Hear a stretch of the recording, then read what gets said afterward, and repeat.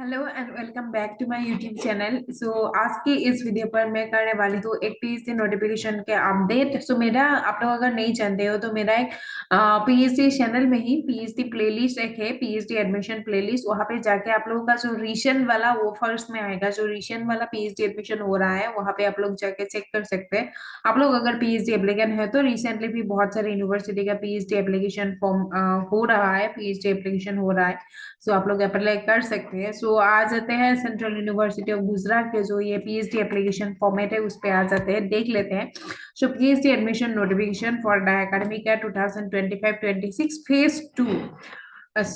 Phase 2 का ये academic year 2020-25-26 का एडमिशन है ये। Online application for admission to PhD schedule commencement date 30 जनवरी से स्टार्ट हो चुकी है एंड 10 फरवरी तक लास्ट डेट है। यहाँ पे देख लेते हैं सभी डिपार्टमेंट का कैटेगरी वाइज यहाँ पे डिवाइड करके दिया जा चुके हैं सीट्स को, ताकि किसी को प्रॉब्लम ना हो।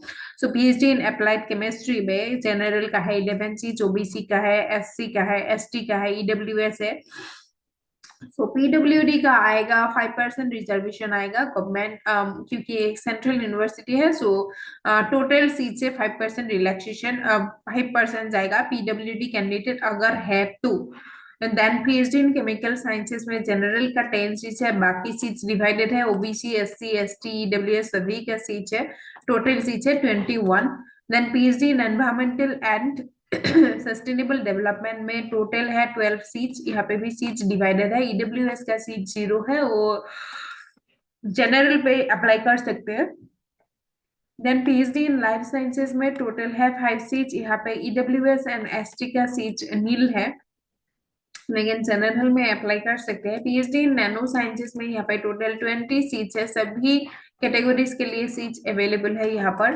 PhD in studies in science technology and innovation policy में टोटल सीट 17 है। ईडब्ल्यूएस का सीट नीट है, वो लोग जनरल पे अप्लाई कर सकते हैं, बाकी कैटेगरीज का सीट है। पीएचडी इन जर्मन स्टडीज में टोटल 8 सीट्स है, यहाँ पर भी अप्लाई कर सकते हैं, कैटेगरी वाइज सीट अवेलेबल है। Reservation of 5% seats in respect of PWD candidates shall be done horizontally within the total intake as per Government of India guidelines। अगर PWD कैंडिडेट आया तो जनरल इंस्ट्रक्शन आप लोग तो जानते ही है, यहाँ पर यूजीसी नेट स्कोर के बेसिस पर यहाँ पे एडमिशन दिया जाएगा इस बार का।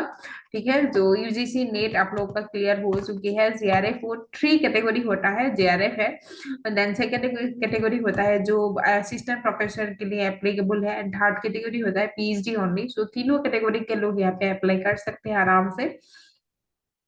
Then programme specific eligibility criteria कुछ यहाँ पे दिया जा चुके हैं, वो भी थोड़ा सा देख लेते हैं। पीएचडी इन अप्लाइड केमिस्ट्री में, मास्टर डिग्री इन chemical science, industrial chemistry, material sciences, nano sciences, computational science, pharmaceutical chemistry पे मास्टर डिग्री होने से यहाँ पे आप लोग अप्लाई कर सकते हैं पीएचडी इन अप्लाइड केमिस्ट्री पे। Then PhD in chemical sciences का एलिजिबिलिटी क्राइटेरिया है master degree in chemistry, chemical sciences, allied sciences such as material sciences, industrial chemistry, applied chemistry, environmental chemistry, nanoscience and nanotechnology and any other relevant discipline के लोग यहाँ पे apply कर सकते हैं। then PhD in environmental and sustainable development में PhD master degree जिन लोगों का एनवायरमेंटल साइंसेस में है, या फिर लाइफ साइंस, या फिर botany, zoology, chemistry, biological sciences, biochemistry, biotechnology, microbiology या फिर जूलॉजी में जिन लोगों का मास्टर डिग्री कंप्लीट हो चुकी है वो लोग यहाँ पे अप्लाई कर सकते हैं आराम से। Then PhD in German studies के लिए जर्मन में मास्टर डिग्री होना जरूरी है। पीएचडी इन लाइफ साइंसेस के लिए लाइफ साइंस या फिर animal science, plant biology, biotechnology, microbiology, tissue engineering, biomaterials, जो कि बायोलॉजी का जो भी सब्जेक्ट है वो लोग यहाँ पे अप्लाई कर सकते हैं लाइफ साइंसेस के लिए। ठीक है, then PhD in nano sciences में master degree in nano science, nano technology, physics, chemistry, life sciences, biology, biotechnology, microbiology, biochemistry के लोग और एनी अदर रिलेटेड डिसिप्लिन के लोग यहाँ पे अप्लाई कर सकते हैं। Then PhD in studies in science, technology, innovative policy में master degree in any discipline के लोग अप्लाई कर सकते हैं डायरेक्टली, कोई क्राइटेरिया नहीं है। देन एरिया ऑफ स्पेशलाइजेशन यहाँ पे अप्लाइड साइंसेस का प्रोफेसर केशव ललित अमेठा के पास वैकेंसी है 4, ठीक है। आप लोग ये सब देख के जाइएगा वैकेंसीज के बारे में। देन प्रोफेसर प्रकाश चंद्र झा के पास 4 वैकेंसीज है। विमलेश चंद्र के पास 7 सीट्स है। डॉक्टर ऐश्वर्या बेगेरी के पास 2 वैकेंसीज है। जया प्रकाश रेड्डी के पास 3 वैकेंसीज है। डॉक्टर कुलदीप विनोद कुमार के जोशी के पास 3 वैकेंसीज है। अजीत कुमार के पास 4 वैकेंसीज अवेलेबल है। सो कौन सी मतलब यहाँ पे स्पेशलाइजेशन किसका कौन सी है उसके ऊपर भी डिपेंड करता है। सो आप लोग प्रोपोजल बनाने के टाइम इसी जो यहाँ पे जो स्पेशलाइजेशन दिया जा सके ये सब इसी के ऊपर बना के लेके जाएगा। बाद में आप लोगों का प्रपोजल जो भी होगा उसके ऊपर ही करना है। पीएचडी रिसर्च ऐसा नहीं है, चेंज भी कर सकते हैं। सो अभी बस एडमिशन होने से मतलब है हम लोग का। सो एडमिशन के लिए आप लोग इसी के ऊपर जो स्पेशलाइजेशन दिया जा चुके हैं इसके ऊपर करके जाएंगे। Then PhD in chemical sciences में टोटल थी 21 सीट्स थी। तो इसके दिनेश कुमार के पास 6 सीट्स वैकेंट है। डॉक्टर धनंजय मंडल के पास 4 सीट्स है। लेनिन डॉक्टर लेनिन के पास 3 सीट्स वैकेंट है। गुरु राजा के पास 4 सीट्स वैकेंट है। एंड पंचामी प्रभाकरण के पास 4 सीट्स वैकेंट है। तो टोटल 21 सीट्स है। सो इसका भी आप लोग स्पेशलाइजेशन नोट करके जाइएगा। Then PhD in environmental and sustainable development का देख लीजिए। पौल्लवी शर्मा के पास 2 सीट्स वैकेंट है। भावना पाठक के पास 4 सीट्स है। हीरामणि यादव के पास 2 सीट्स है। पौलमी साहू के पास 2 सीट्स है। रीना कुमारी के पास 1 सीट एंड धीराज राठौर के पास 1 सीट है।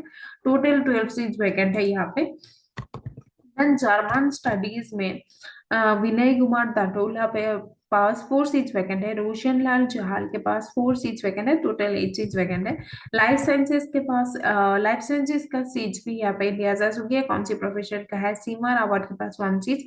अंजू पंचानन के पास 1 सीट है। अंबुज के पास 3 सीट्स है। Total 5 seats. नैनो साइंसेस का भी देख के जाएगा। एंड स्पेशलाइजेशन स्पेशली आप लोग स्क्रीनशॉट भी मार सकते हैं, ठीक है। मैं इतना बता के नहीं रही हूँ, वीडियो बहुत लॉन्ग हो जाएगा, बोरिंग भी हो जाता है ज्यादा लॉन्ग होने से। जो मेन है सबका सब डिसिप्लिन तो है नहीं, जिसका जो है मैं दिखा रही हूँ। आप लोग स्क्रीनशॉट भी मार सकते हैं या फिर आप लोगों को अगर ये मतलब पीडीएफ चाहिए तो आप लोग मुझे कमेंट करके बोल सकते हैं, मैं भेज दूंगी, कमेंट में ही डाल दूंगी मैं पीडीएफ।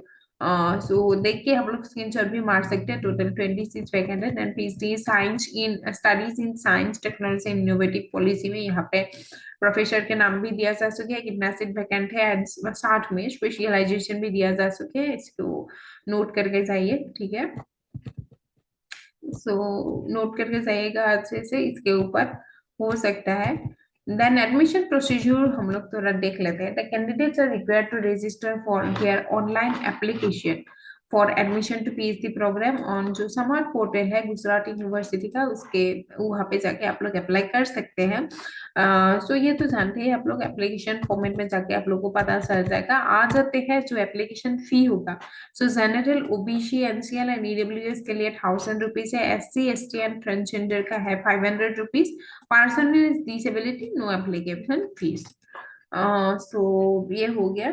ऑनलाइन एप्लीकेशन ही होगा, कोई ऑफलाइन एप्लीकेशन नहीं होगा। However any candidate can apply for 2 programme by payment of application fee as applicable. Double double payment करके आप लोग 2 एप्लीकेशन मैक्सिमम आप लोग अप्लाई कर सकते हैं, ठीक है। सो email ID, valid email ID होना जरूरी है, ठीक है। ईमेल आईडी, आधार नंबर, मोबाइल नंबर, ये सब चाहिए होगा।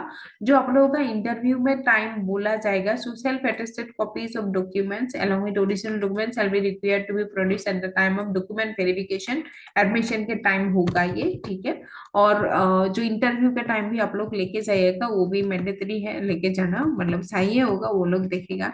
Then all candidates are hereby informed that the interviews of eligible candidates for admission will be scheduled 17 to 2026 on 11:30 a.m. onwards. The detailed schedule for the interview will be notified at the later stage through university website. So university website regularly visit करके रहिए अभी से apply करने के बाद से, ठीक है। यही तक था। सो आप लोग अगर पीएचडी एप्लीकेंट हो अभी अप्लाई कर दीजिए, यहाँ पे अभी अप्लाई कर दीजिए। एंड इंटरव्यू के लिए आप लोग वेबसाइट विजिट करके रहिए कब इंटरव्यू होगा। So thank you for watching today's video and bye bye.